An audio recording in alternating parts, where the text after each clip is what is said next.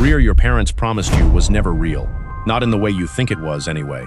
And by the end of this video, you're going to see exactly how it disappeared, who benefited from it disappearing, and why you were the last person to find out.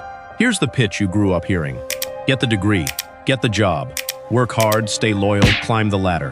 One day there's a corner office, a pension, maybe a gold watch on your way out. Simple, almost boring. And for a while, it was actually true. But here's the part nobody tells you.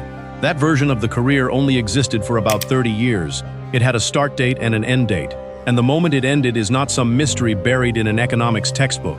It's a decision, made on purpose, by people who are still cashing in on it right now. So let's go back to where it actually started working, because you can't understand how something broke until you've seen it running properly. Mid-century America.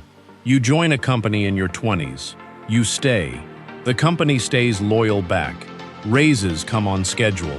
Promotions come with tenure. The relationship looks less like a transaction and more like a marriage. Nobody's planning an exit strategy, because there isn't supposed to be one. This wasn't a fantasy. It was standard operating procedure for a huge share of the workforce. Then, somewhere around the 1980s, one single number quietly took over every decision inside every major company. Not customer satisfaction, not employee well-being, not even long-term growth, shareholder value, this quarter's stock price. And once that number became the only one that mattered, your job security became a rounding error on someone else's spreadsheet. You want to know how fast this flipped? Loyalty to workers doesn't move a stock price. Long-term training doesn't move a stock price.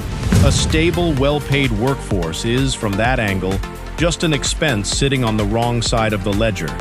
So companies started quietly cutting the very things that used to define a career. And they got frighteningly good at making the cuts look like something else. Take the layoff. Used to be a last resort. A company on the edge of collapse, forced into it. Now, routine. A tool. Companies posting record profits lay off thousands the same week, because Wall Street rewards a leaner headcount almost as much as it rewards growth. Executives get bonuses for hitting revenue. Executives also get bonuses for cutting the people who helped them hit it. Somehow both of those get called good management. But that's not even the part that should actually make you angry. Because when a mass layoff would look too ugly for the headlines, companies found a quieter version of the exact same thing. They call it restructuring, or a reduction in force, or, and this is real corporate language, right-sizing, as if firing 3,000 people is just correcting a rounding error. Underneath the euphemism, the effect is identical. You didn't lose your job because you failed at it. You lost it because your entire department became a line item somebody decided to shrink.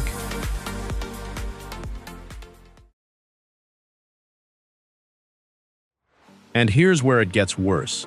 The ladder itself, the thing you were told to climb, quietly got pulled up behind you. Ask anyone under 40 how a promotion actually happens now. It's rarely tenure, it's rarely loyalty. The fastest, and often only, way to double your salary is to quit and get hired somewhere else. Stay 5 loyal years in the same seat and you'll maybe get a raise that doesn't even outpace inflation. Leave every 2 years instead, and you can double your pay. The system didn't just stop rewarding loyalty, it started punishing it, while still making you feel guilty for job hopping. So naturally, once the ladder was gone, the industry needed a new story to sell you instead. And this next part is the one that should make your skin crawl. Job security got rebranded as a personal failing.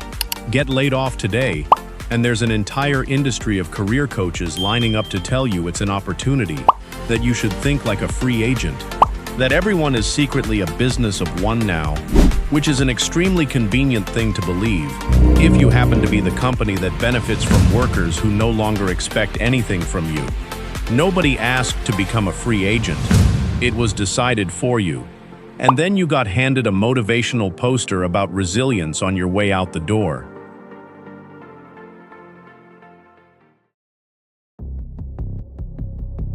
Still think this is just how the economy naturally works?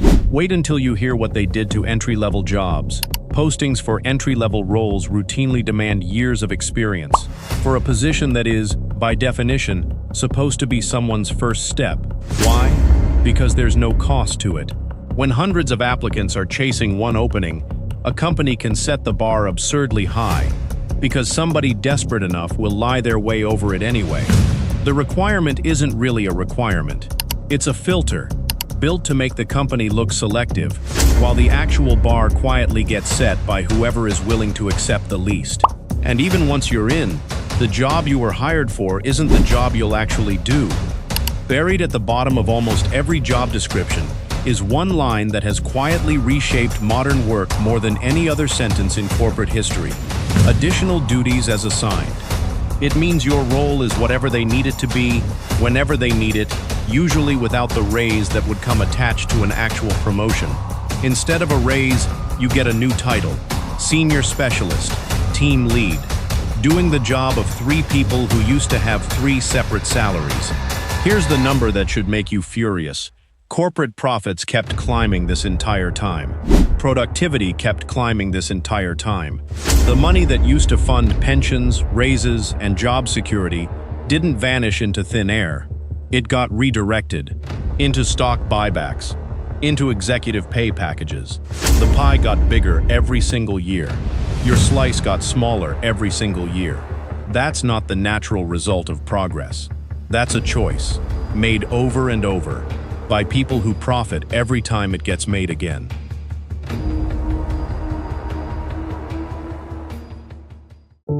So if the rules you were handed don't seem to fit the world you're actually living in, that's because they don't fit. Nobody lied to you personally. You were handed a story from an economy that stopped existing before you ever got the chance to test it. The ladder isn't gone because you didn't climb hard enough. It's gone because the people who used to build ladders figured out it was more profitable to sell you the idea of one instead.